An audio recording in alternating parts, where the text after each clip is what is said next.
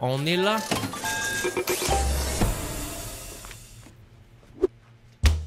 L'autre jour, je perdais mon temps à lire des journaux des... Quand même, on peut-tu dire Thomas Gauthier, c'est pas des vidéos compliquées, mais il y a une production value quand même insane, mon chum Thomas Gauthier. Vraiment. Mais salut, c'est Roi. Hope you're good, my man. Années 2000, salut, Marty. Jusqu'à ce que je tombe sur un article qui a attiré mon attention. Checkez ça. On mentionne un recours collectif autorisé contre l'Auto-Québec, qui est notre société d'État responsable des jeux de hasard, entamé par un regroupement de joueurs avec des problèmes de jeu. Selon eux, les machines à sous sont des appareils dangereux, conçus expressément pour attirer les personnes vulnérables. L'Auto-Québec serait au courant de ça, aurait rien fait et serait donc en partie responsable de leur dépendance. A l'inverse, l'Auto-Québec dit qu'ils sont des personnes responsables et qu'ils peuvent pas leur reprocher de pas les avoir protégés d'eux-mêmes. Au final, on saura jamais qui avait raison puisque 8 ans plus tard, l'affaire s'est réglée à l'amiable. L'Auto-Québec propose de rembourser les frais de thérapie des plaignants en échange que l'entente reconnaisse... Ah, c'est con là, mais juste regarde le petit... écoute le petit son qu'il a mis. La caméra va de gauche à droite sur le texte, puis il y a un petit...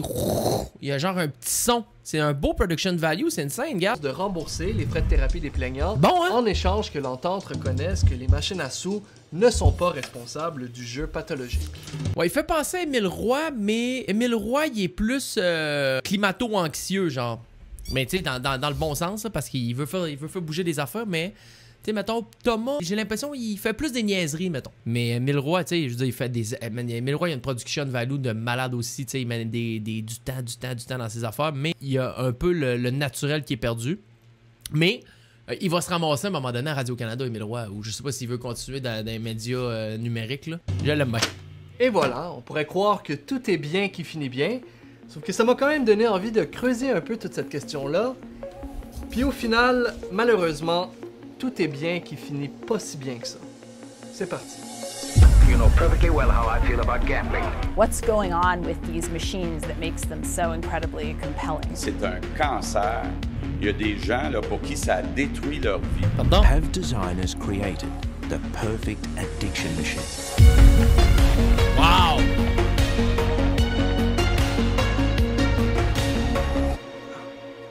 Quand même, là. OK.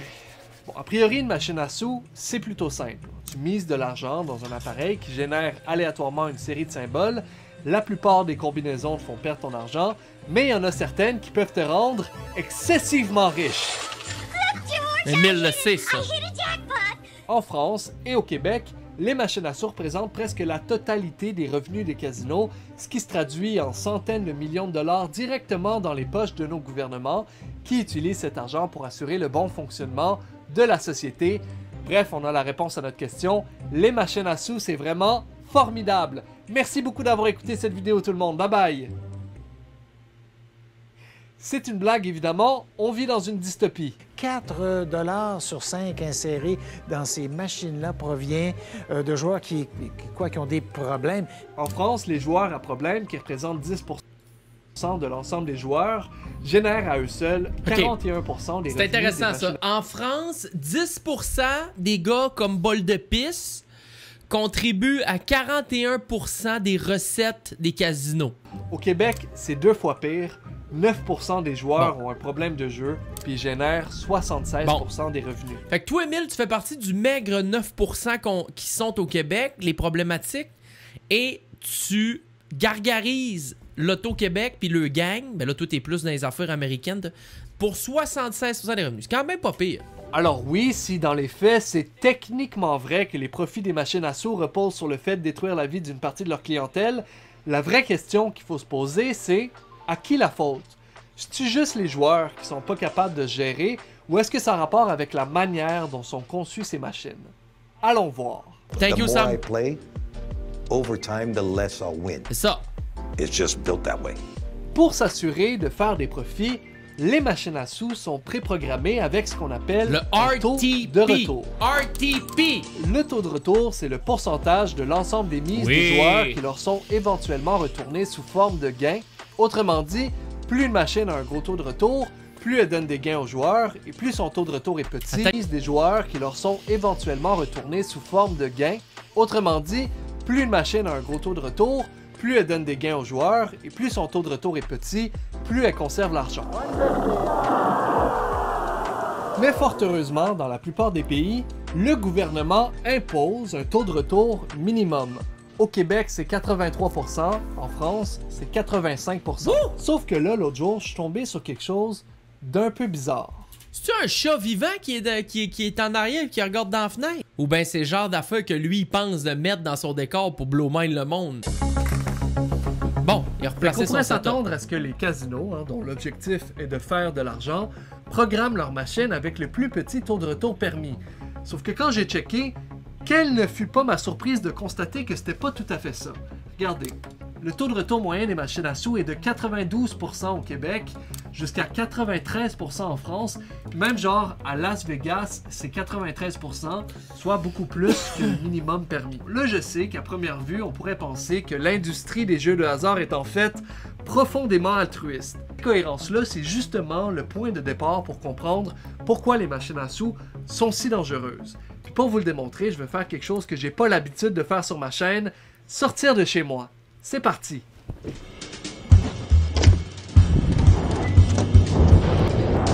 Va chier, ça va pas d'un petit bord à piton. Fait que l'affaire, c'est que l'indicateur numéro 1 pour prédire... Pardon? Il a trouvé un bar clandestin dans un bois de Montréal avec le RTP à 97. Émile, on a notre homme. La rentabilité d'une machine à sous, c'est le nombre de temps qu'une personne va passer à jouer, ce qu'on appelle le temps de jeu. Ça, c'est parce que les machines sont construites autour d'un principe fondamental. Plus un joueur joue, plus il augmente son risque de perdre. True. Parce que le jeu est bien conçu dans ce sens-là, que le taux de retour soit élevé. Le RTP en anglais. Ou pas. Si on y pense, c'est vraiment juste logique. Let's say you put in $100. Even after wins along the way, the machine is eventually programmed to return you $90. You've now got $90, and the machine is programmed to return you 90% of that, $81. With $81, you'll end up with $73, Et ça. and so on. Et ça. Et ça. Until you've lost your last Et dollar. ça. Autrement dit, un taux de retour élevé, c'est pas nécessairement négatif. Au contraire, ça fait des machines qui ont l'air plus justes, qui sont plus attrayantes pour les joueurs. Puis si tu es capable... C'est ça. Emile, par exemple, il met 80 cents, ils sont 4600. Oh, on a d'autres gars, on a d'autres hommes, là. C'est longtemps, ils vont toujours finir par perdre leur Où argent. est-ce qu'il s'en va? C'est-tu bien fait, pareil? I swear to you, Flora, this machine Je comprends pas ce qu'il s'en va. Puis pour bien comprendre comment est-ce qu'ils réussissent à faire jouer les gens aussi longtemps, rien de mieux que d'aller faire une petite enquête sur le terrain. Let's go! Il est au casino!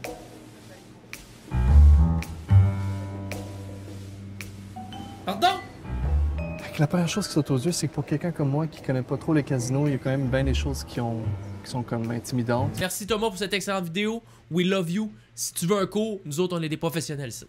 On joue seulement ce qu'on peut perdre. On est au courant de la majorité des choses que tu es en train de dire là. Je comprends, c'est un monde, Thomas, c'est creux, c'est visqueux. Mais nous autres, on a fait notre devoir. On a mis ce qu'on avait à mettre. On a mis ce qu'on pouvait perdre. On a étudié le domaine. Et on connaît ça.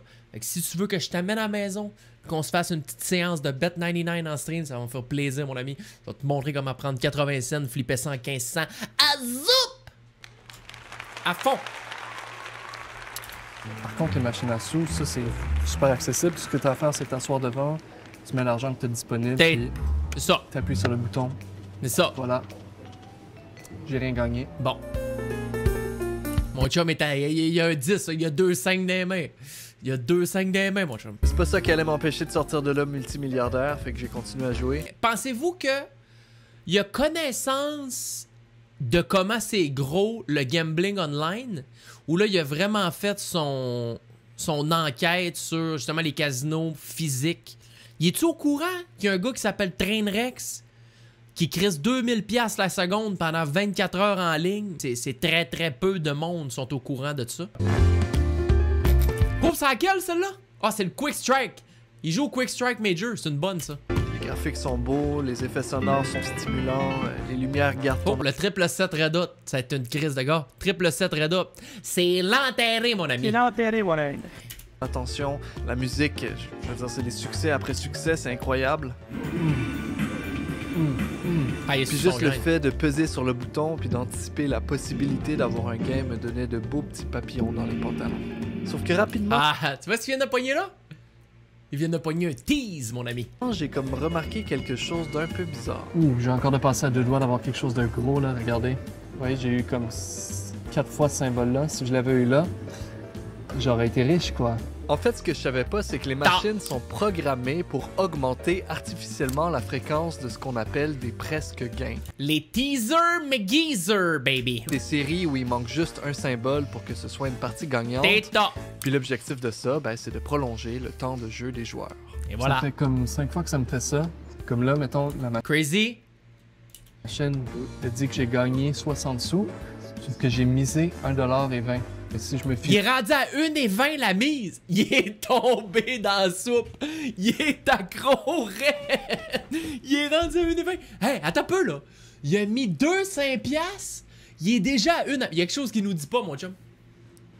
Il est rendu à 1,20 la mise. Il a mis 10 $ dans la machine. Il a pogné un bonus au début, ça filmait pas. Il a monté ça à 125 $. Puis juste... Non, oui, fuck le casino, Jimmy. Est-ce que la machine me donne comme information, genre une belle petite musique? Un dégène. Des sons de ding ding ding ding ding. Ben, j'ai l'impression d'avoir gagné de l'argent. Dans le fond, j'en ai perdu de l'argent. Ça, c'est une autre caractéristique des machines à sous qu'on il est dans le appelle des vortex. pertes déguisées en victoire et qui tend à augmenter le risque de miser plus que prévu et le risque de développer un problème de jeu. I risk, I reward. Aussi, une autre affaire que je remarque, c'est juste comme à quel point tu es constamment stimulé par le jeu, à quel point tu es constamment en train de miser. Genre, mettons, je fais une petite expérience là. Chris un 20, va. Je calcule combien de fois je mise en 1 minute. OK, c'est parti. Fait que j'ai misé 18 fois en 1 minute. Ça, mettons, pour 1 heure, ça fait plus de 1000 mises par heure, ce qui est quand même énorme. Non. Je pense pas qu'il y ait une autre forme de jeu de hasard dans laquelle tu peux miser aussi souvent. Non, un petit En 1000, plus, c'est 1000 les spins machines à à sous l'heure. sont dans un lieu sans fenêtre ni horloge dans lequel on vend de l'alcool. Puis même les chaises sur lesquelles tu t'assois ont été conçues par une compagnie dont l'objectif premier est d'augmenter le temps de jeu des joueurs. Pardon? C'est aussi surprenant qu'elles soient souvent associées à un état dissociatif dans Il est tombé dans l'autoplay à planche. lequel c'est super facile de perdre le contrôle puis de dépenser plus que tu peux te le permettre. Au-delà du design des machines à sous, il y a aussi toute la question de leur accessibilité. C'est probablement ça la plus grosse différence entre la France et le Québec, puis ce qui explique pourquoi c'est en ici. Le gouvernement réglemente les machines à sous, puis c'est des casinos privés qui les exploitent en respectant les règles qui ont été mises en place. Le casino d'Alette-les-Bains vous invite à réaliser vos rêves. Au Québec, c'est assez différent. Tous les jeux de hasard sont la responsabilité d'une société d'État nommée l'Auto-Québec qui jongle avec 2 objectifs principaux. C'est pas ma gang. Le ça. premier, c'est de faire de l'argent en atteignant des cibles financières de près d'1,5 milliard de dollars déterminées par le gouvernement. Puis le deuxième objectif, c'en est un de santé publique en faisant la prévention des problèmes de jeu. Découvrez nos outils de jeu responsables pour que le jeu reste un jeu. C'est top. Sauf que vous comprendrez bien que ces 2 objectifs qui sont complètement contradictoires. L'Auto-Québec ne peut pas diminuer les problèmes de jeu, considérant que les problèmes de jeu sont nécessaires pour leur permettre d'atteindre les cibles financières qui se font imposer. C'est un combat perdu d'avance. Et voilà. Et ça mène inévitablement à une gestion de l'offre qui n'a aucun fucking rapport, ou comme dirait l'Observatoire des Jeux de France, qui est l'exemple de ce qu'il ne faut pas faire en matière d'accessibilité. Alors, pour dresser un petit portrait de la situation, il y a 6 fois plus de machines à sous par habitant adulte au Québec qu'il y en a en France. Et là où en France, les machines ne peuvent être situées que dans les casinos, au Québec, il y en a également dans des milliers de bars et restaurants. Ça, c'est au coin de rue. À chaque coin de rue, ici, t'as un bar loadé. Un peu partout sur le territoire, ce qui fait qu'il y a 2 fois plus d'établissements avec des machines à sous à Montréal loadé à qu'il y en a dans l'entièreté. C'est payant pour les bars. Puis comme si c'était pas assez, elles sont disproportionnellement distribuées dans des quartiers pauvres où la population est plus à risque de développer des problèmes de jeu. Et oui, c'est vrai que ça fait que nos machines sont beaucoup plus rentables que celles qu'il y a en France. Mais après, faut pas non plus s'étonner que presque tous leurs revenus proviennent des joueurs à problème, du monde avec des familles, des personnes âgées, des personnes seules, des personnes pauvres, plein de monde qu'on a collectivement décidé que c'était correct d'exploiter. Yes! Tu ne joues seulement ce que tu peux pas perdre et tu ne redéposes pas pour regagner ce que tu as déjà perdu. C'est les règles fondamentales ici, nous autres. comme ça, si tu veux que les gens évitent les guichets automatiques, peut-être ne pas mettre des guichets automatiques à côté de chaque style machine. Il y a ça. Ben, effectivement. But you have to understand that it's a Tu joues juste que tu peux perdre. C'est ça que j'ai dit? C'est pas ça que j'ai dit à Bess? concerted public relations campaign, appearing to be responsible for the customer base and also putting responsibility. Ah oui, non, tu joues juste que tu peux perdre. Ce que tu peux perdre. Mais c'est ça, Thomas, mon chum, Thomas, il est pas au courant, lui. Il y a du monde qui se font déposer des 3-4 000$ dans leur compte à tous les matins, mon homme. Ça spin à planche sur Twitch. Une histoire horrifiante. Any attention paid to how the machines work, that whole conversation. En fait peut-être qu'il est au courant, mais ça aurait devenu trop compliqué de debunk. Il a vraiment fait sa vidéo par rapport aux machines physiques. T'sais. T'es pas sur le crédit. La réalité, c'est qu'on connaît déjà une tonne de solutions qui seraient pas mal plus efficaces que de donner un pamphlet au monde puis leur dire de faire attention. Par exemple, au début des années 2000, la Norvège, évidemment, a drastiquement réduit le nombre de machines à sous sur son territoire puis a remplacé les restantes par de nouvelles programmées pour être moins dangereuses. Oui, ça a diminué leur chiffre d'affaires, mais vous savez quoi d'autre a diminué? Les problèmes de jeu. Qui aurait cru? Si notre objectif, c'est véritablement de faire une différence, il faut, comme ils ont essayé de le faire il y a plus de 20 ans dans le recours collectif, adresser la responsabilité des gens au pouvoir qui ont tous les moyens de mieux prévenir les problèmes de jeu, mais qui font absolument rien parce qu'ils bénéficient de la situation. Voilà. Merci beaucoup d'avoir écouté. Si vous avez apprécié, n'hésitez pas à mettre un pouce dans les airs, partager, laisser un commentaire, etc., etc. Un très gros merci à NordVPN de rendre mon travail possible en sponsorisant cette vidéo. Alors... Pardon? NordVPN est la meilleure... Ben en fait, était la plateforme quand j'étais aux États-Unis pour me permettre de jouer sous Stake. Si j'avais pas eu NordVPN, j'aurais pas pu flipper mon 50$ en 280 quand j'étais à Miami sur Stake. C'est pas des farces. C'est à cause de NordVPN. Tu sais, tout est dans tout. Bon, ben, mon chum Thomas, let's go. On va dropper le like. Super bonne vidéo. C'était axé vraiment sur les machines physiques. Je devrais... Si je prends un 20 avec mon chum Thomas, je dis, gars, Thomas, le problème va plus loin que ça. Parce que je sais pas le nombre de joueurs physiques comparé au nombre de joueurs en ligne, mais je pense que le casino en ligne est vraiment en train de prendre une expansion complètement déjantée, surtout avec les sponsors. Mais une petite partie 2 sur les machines en ligne, Tom, nous autres, on va être là, on va être fidèles. Je vais vous mettre le lien de la chaîne à Thomas si vous voulez aller le follow, il est super intéressant, voilà. Et je vais mettre le lien aussi dans la description en dessous sur YouTube. Là, je veux dire, ça ne changera pas grand-chose de crisser ça là. Mais s'il y en a 3-4 qui le découvrent, mettez-vous bien les boys. Merci Thomas. C'est tout pour cette... J'enchaîne. See you soon. J'enchaîne pour les aimants.